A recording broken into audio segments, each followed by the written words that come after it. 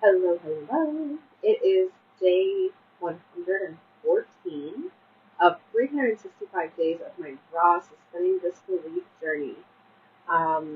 Today is August 14th, 2024, and I just really feel this like ramping up energy. It is not stopping. Um, I have dropped my VIP offer for my business time boot camp. Again, super popular. Limited spots on that one, all of it, and just crazy value. I'm super excited about it. I have upgraded it this year, and I'm just so super excited to hear people's feedback about the upgrades that I put on it. So just, and this is not even about me selling it on this podcast. It is just about like the level of alignment that is really coming in with this suspending disbelief, with um, this total shift in my mindset, right? Just that my success is here, that I get to do things the way that I want to do them, that I get to be that insane girl who's dropping an offer every day of the month for my birthday month, and that I have that many offers to drop, and that all of it is just perfect and it's exactly how it's supposed to be, and on and on and on. And just really feeling that alignment of creating what I want to experience in my life, of feeling what I want to create and then creating it, and just all of it being just so powerfully aligned. It is such a shift. And I'm super grateful for it, and I'm super um, excited and just in flow, and everything is just ramping up really, really a lot. Like, um, and it's not even just like in the moment ramping up. It's people booking out for the next several months in my business. It's sales coming in consistently of different price ranges. Lots of little sales because they're things that are on sale this month, or offers, discounts that I'm offering in that way. But they're some of them are repeat, like membership spots and things like that, and are ones that will continue to come out. I've gotten clarity and alignment as far as my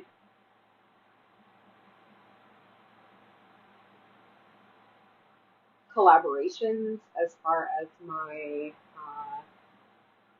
inspiration for my offers, just kind of all of the things, and um, really just loving it all. Like I don't have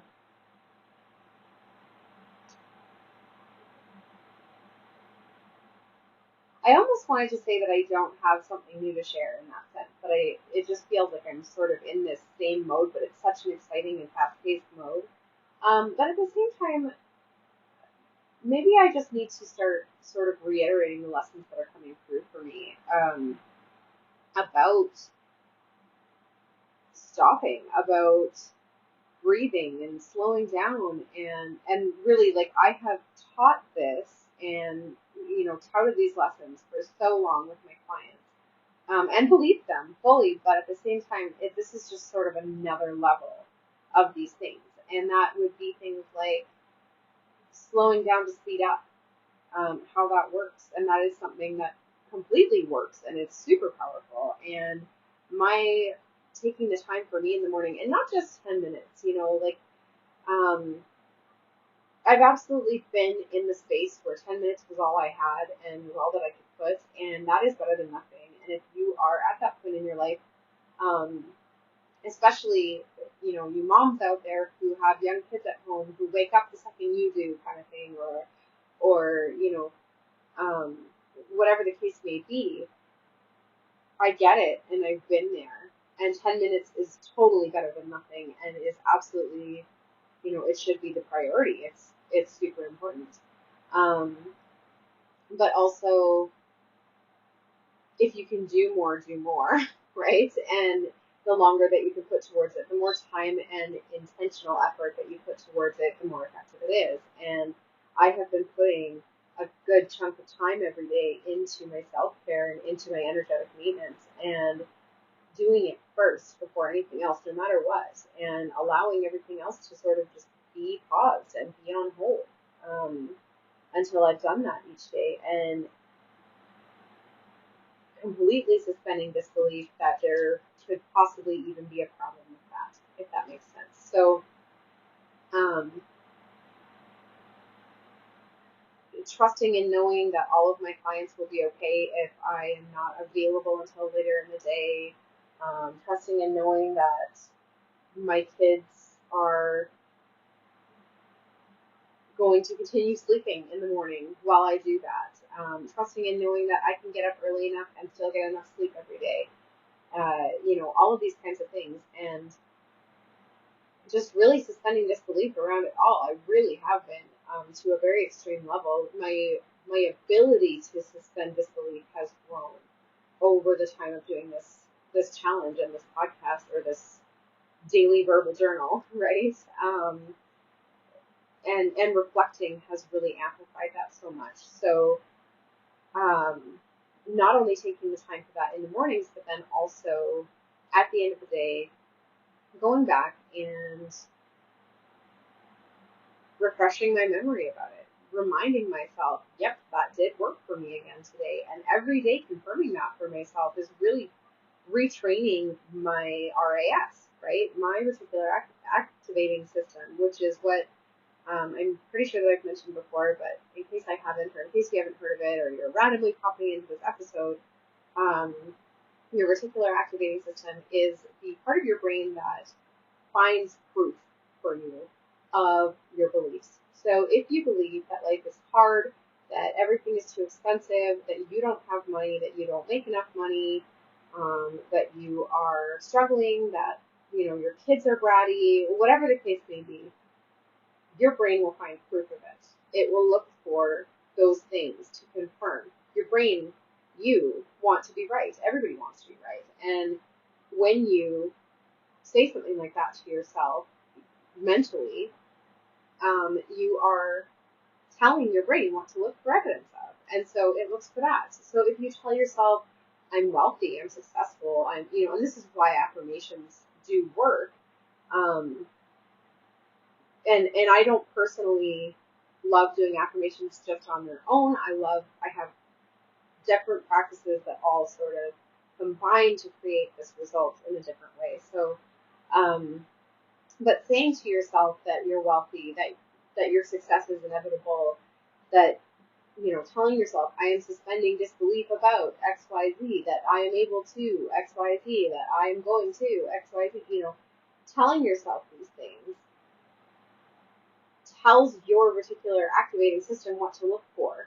And so if you say it once, it will, it can still help. But doing it repeatedly, and then going back and reaffirming for yourself every day, finding, like literally, the reflection at the end of the day has been like